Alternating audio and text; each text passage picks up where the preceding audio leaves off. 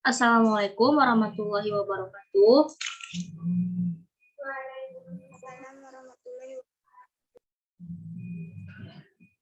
Perkenalkan, nama saya Nabila Safitri. Sebelumnya, bagaimana kabarnya Ainul? Alhamdulillah baik. Oke, ini kan lagi masih suasana Lebaran. Sebelumnya, minal aidin wal faizin, mohon maaf lahir dan batin ya.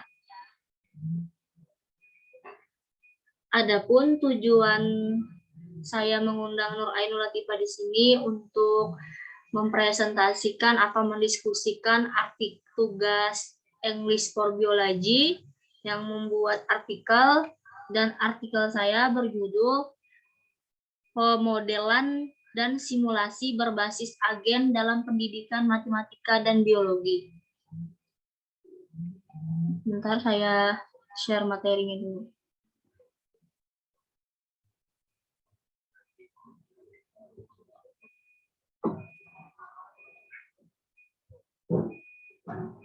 Nah, di sini sebelumnya apakah PPT-nya bisa terlihat, Ainul? Bisa. Pemodelan dan simulasi berbasis agen dalam pendidikan matematika dan biologi.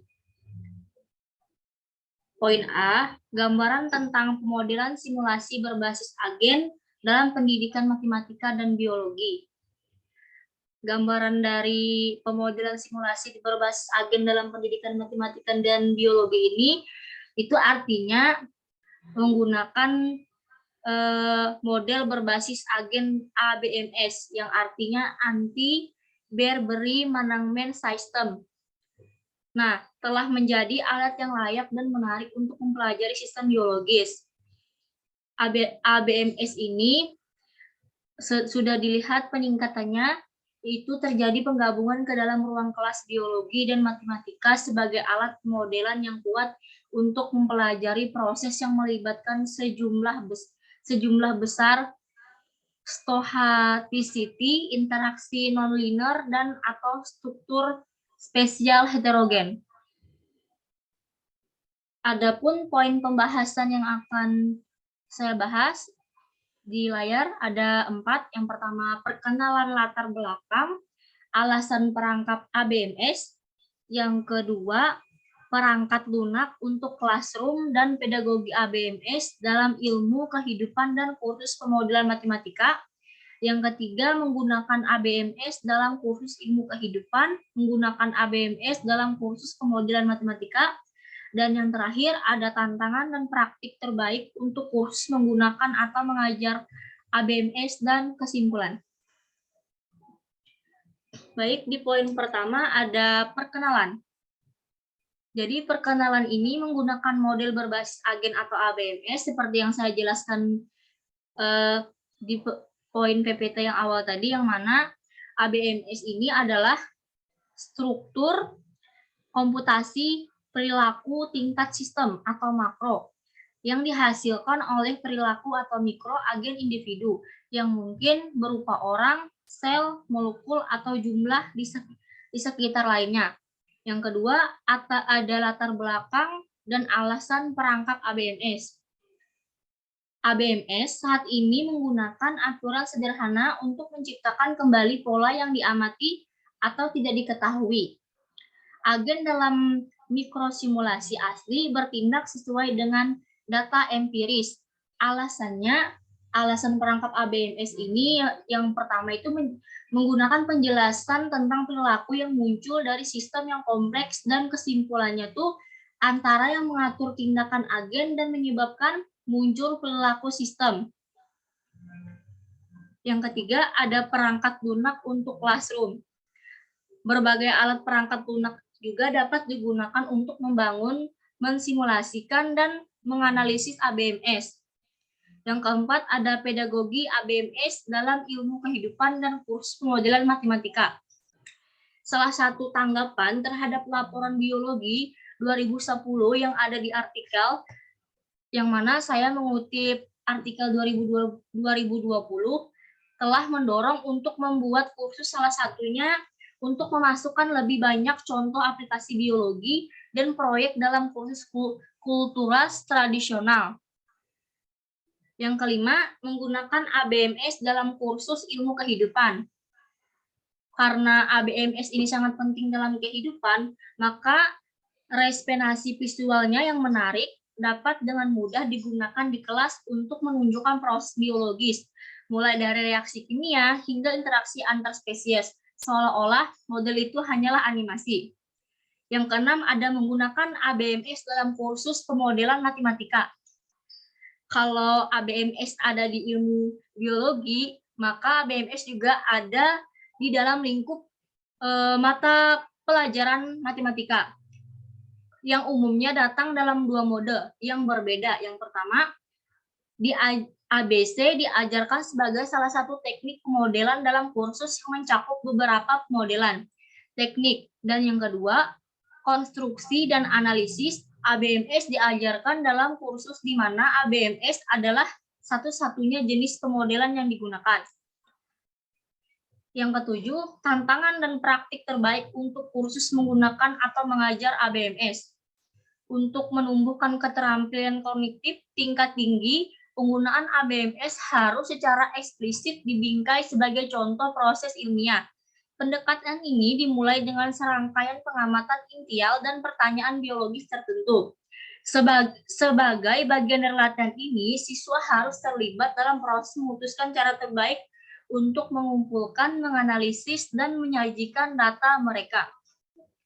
Selanjutnya, saya akan membacakan dari kesimpulan materi ini.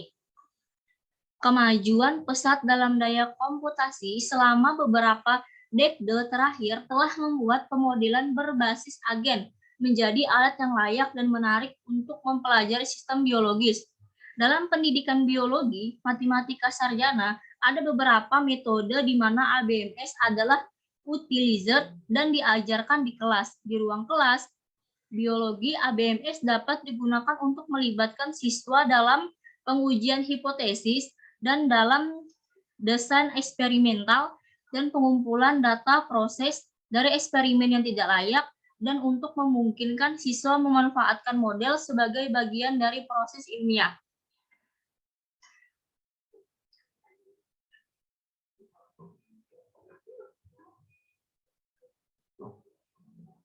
Nah, itulah pemaparan materi penjelasan tentang ABMS dari saya tadi. Kepada Nur Ainul Latifah, jika ada materi atau dalam penyampaian saya kurang dipahami, bisa memberikan pertanyaannya kepada saya.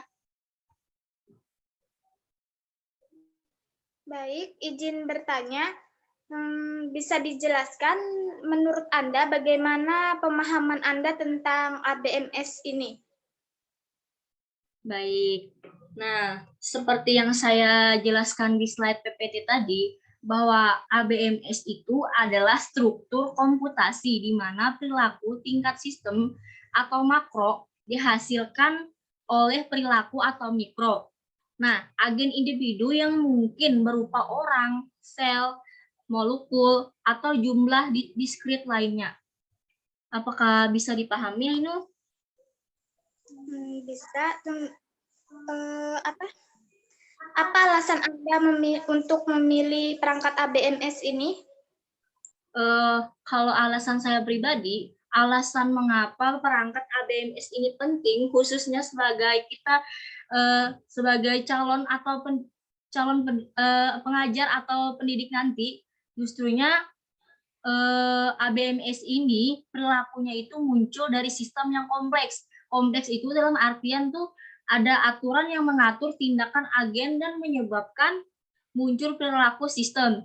Jenis inferensi ini didasarkan pada sejumlah besar simulasi, yaitu merefleksikan eksperimen dengan ABS menggunakan asumsi dan parameter yang sama. Mungkin seperti itu. Apakah ada yang ingin ditanyakan lagi? Untuk pendekatan apa yang digunakan dalam simulasi berbasis agen dalam pendidikan MTK dan biologi? Bisa diulang pertanyaannya? Pendekatan apa yang digunakan dalam simulasi berbasis agen dalam pendidikan MTK dan biologi? Baik, pendekatan ya tadi? Jadi pendekatan antara biologi dan ilmu matematika itu dimulai dengan serangkaian pengamatan intial dan pertanyaan biologi tertentu. Yang mana di ilmu biologi itu kan bisa mencari eksperimen, hipotesis, dan menguji kebenaran. Mungkin seperti itu, Ainu.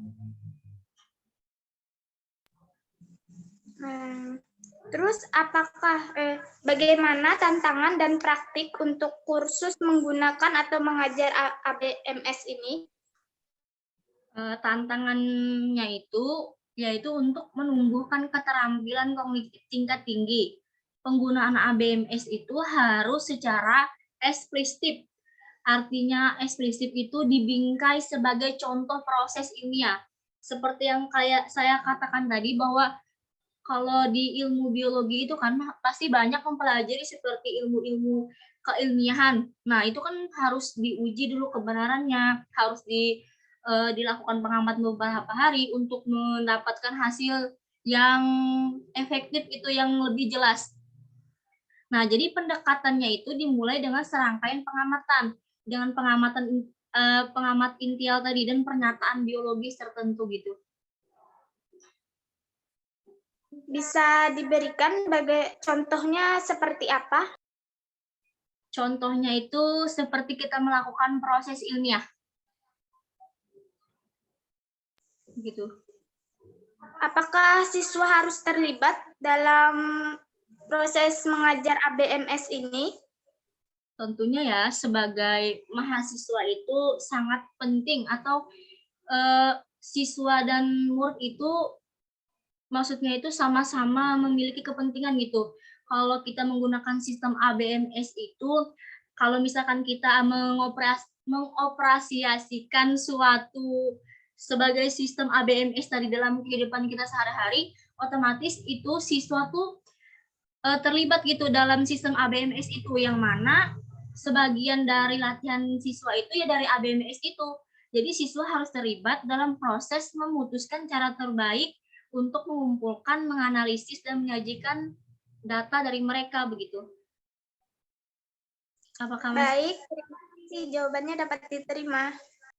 Baik, terima kasih kepada Ainul yang sudah meluangkan waktunya untuk mendengarkan, berpendapat, serta menyanggah pertanyaan dan jawaban dari saya tadi.